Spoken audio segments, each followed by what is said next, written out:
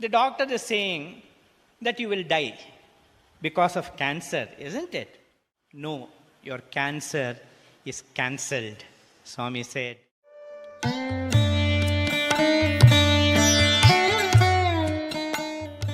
When we first came to Swami, it was like this. My father had fallen sick.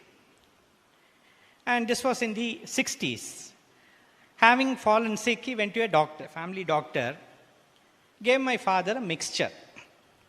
Medicine used to be called a mixture those days. They had huge bottles in which they had some color liquids, fluorescent pink, fluorescent green. And the doctor would write something and give, and there would be somebody to dispense, a compounder. And this compounder would mix it and give the medicine.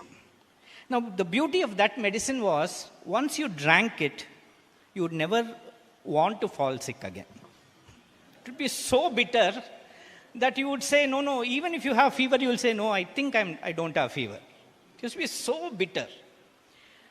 So the compounder gave the medicine. My father drank that for 3 days.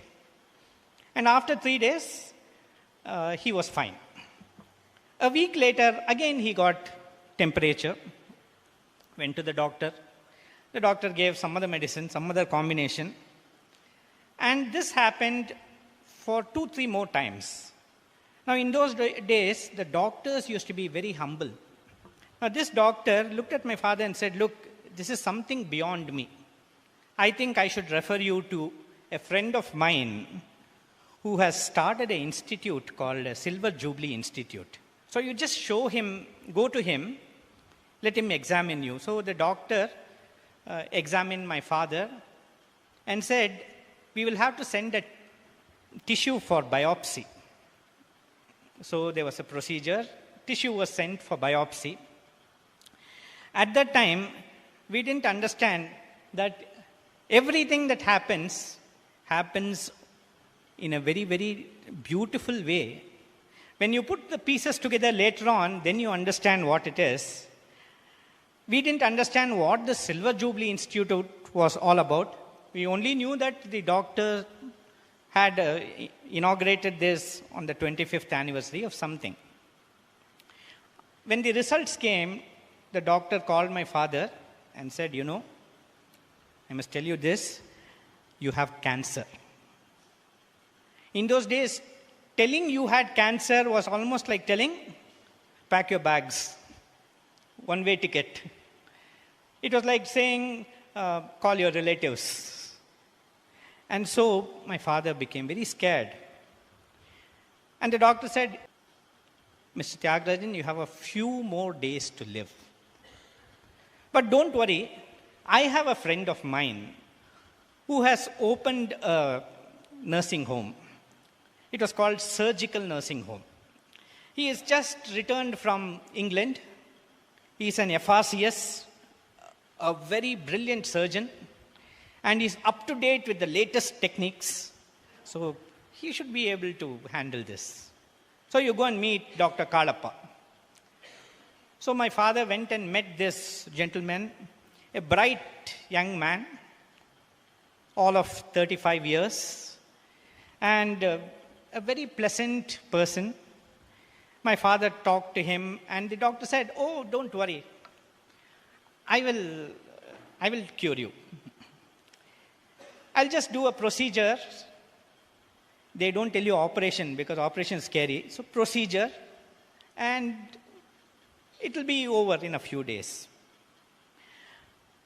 So my father said, okay.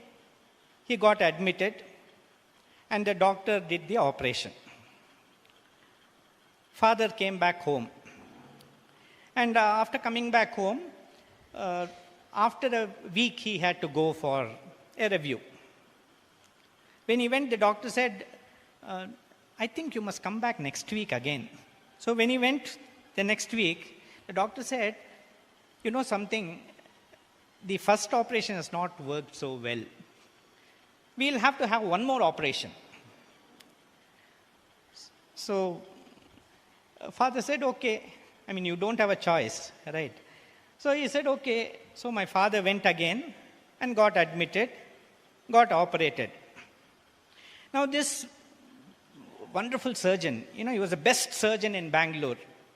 Another way of saying, he's the costliest surgeon in Bangalore. Okay. So he did the operation, and father returned back to home. A month later, again he had to be admitted, and the operation done.